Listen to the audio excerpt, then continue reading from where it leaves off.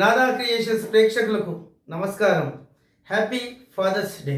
నేను మీ కొత్తపల్లి విశ్వనాథ్. అమ్మ, నాన్న, గురువు, దైవం.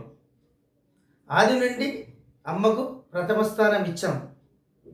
అయితే సంసారం అనే సాగరంలో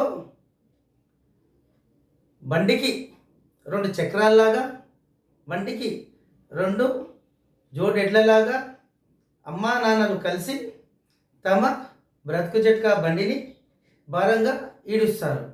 అయినా అమ్మ తర్వాత స్థానం నాన్నకి ఇచ్చాం. ఎందుకు? నాన్న వెనుకబడి ఉన్నాడు. నాన్న వెనకబడి లేడు, మనమే నాన్నని వెనక్కి నెట్టేశాం. మా నాన్న ఈ మధ్యకాలంలోనే ఆ మహాదేవుని సన్నిధికి చేరుకున్నాడు. అయితే మా అమ్మకు ఇచ్చిన విలువ, గౌరవం, మర్యాద మా నాన్నకు మేము ఏనాడు ఇవ్వలేదు. దానికి కారణం ఇప్పుడు తెలిసింది. మా అమ్మ తన ప్రేమను ఎన్నో రకాలుగా, ఎన్నో విధాలుగా వ్యక్తం చేసేది. అయితే మా నాన్న మా అమ్మ కన్నా మమ్మల్ని ఎక్కువగా ప్రేమించాడు.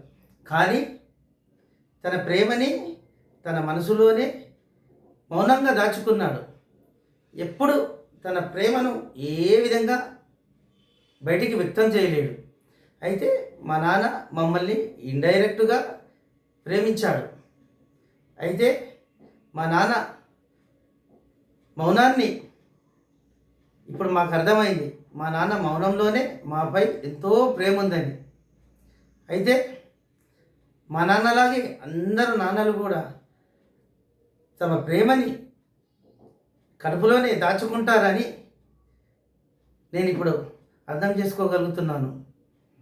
అయితే మా నాన్నకి కాకుండా మా నాన్న ఇండైరెక్ట్గా, మా అమ్మ డైరెక్ట్గా తమ ప్రేమను బయటికి చూపించడం వల్ల ఎప్పుడు మా అమ్మకే మేము ఎప్పుడు జేజేలు కొట్టేవాళ్ళం. మేము పెరిగి పెద్దవాళ్ళం అయ్యే కొద్దీ మా నాన్న మౌన ప్రేమ మాకు క్రమంగా అర్థమైపోయింది. మా జీవితంలో మేము ఎదుర్కొన్న సమస్యలకు ఒక స్నేహితుడిగా తగిన సలహాలను, సూచనలను ఇచ్చాడు.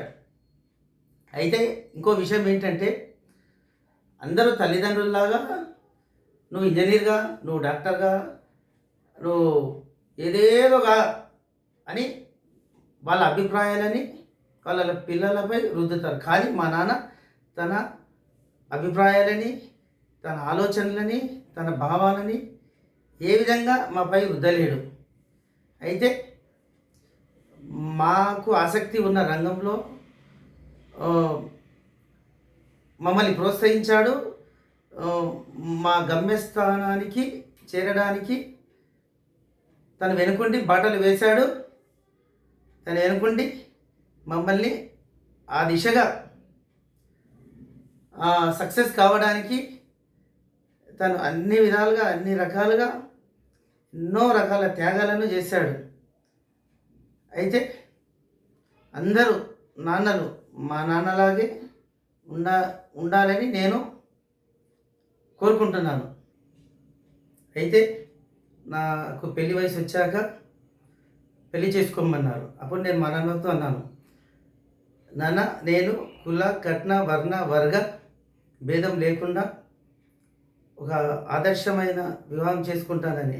అప్పుడు చాలామంది తల్లిదండ్రులు అంటారు, మన కుల బంధువులలో రంభ, ఊర్వశి, మేనకలను తలదన్నే అందం ఉండి లక్ష్మీదేవిని తన వెంట తీసుకొచ్చి అమ్మాయిని వదిలేసి ఎవరినో చేసుకుంటావు ఏందో అని మందలిస్తారు. కానీ మా నాన్న నా అభిప్రాయాన్ని గౌరవించి, నాతో ఏకీభవించి ఆ దిశగా నన్ను ప్రోత్సహించాడు. అయితే కాలక్రమంలో యాదృచ్ఛికంగా నేను అమ్మాయి ప్రేమలో పడ్డాను. నా ప్రేమ విషయం మా నాన్నతో చెప్పాను. అయితే కులం కంటే గుణం గొప్పది, కట్టకాలుకలు శాశ్వతం కాదు అని నా ప్రేమని మా నాన్న హర్షించి ఆశీర్వదించాడు. అయితే ఆ ప్రేమ సక్సెస్ కాలేదు. నాకన్నా ఎక్కువగా మా నాన్న నా ప్రేమ కోసం కన్నీరు కార్చాడు. మా నాన్న దుఃఖం చూసి నాకు అర్థమైపోయింది, నాపై మా నాన్నకు గల ప్రేమ వెల కట్టలేనిదని. నాన్న, అమ్మలా నవమాసాలు మోయకపోయినా, పుట్టినొప్పులు తీయకపోయినా, నీ కడుపులో దాచుకొని మా ఆకలి తీర్చావు. అమ్మలా జీవం పోస్తే నువ్వు మాకు జీవితాన్ని ఇచ్చావు. మాకు జీవిత పాఠాలు నేర్పి మొదటి గురువు అయ్యావు. మా ప్రగతికి బాటలు వేశావు.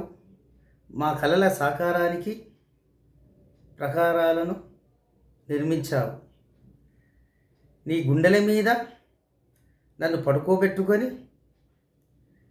గారాబంగా పెంచుకున్నావు.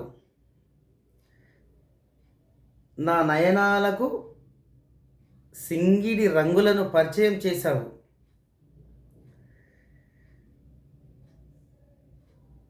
నీ భుజాల మీదుగా నన్ను మోసుకున్నావు. నా భుజాల మీదుగా నీ పాడే నేను మోసాను.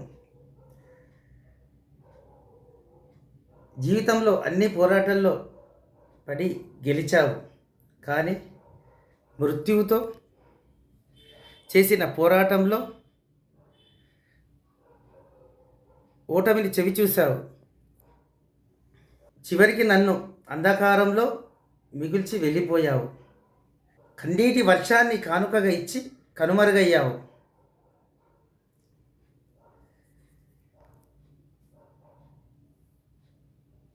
ఎప్పటికీ మర్చిపోలేని జ్ఞాపకంగా మిగిలిపోయావు.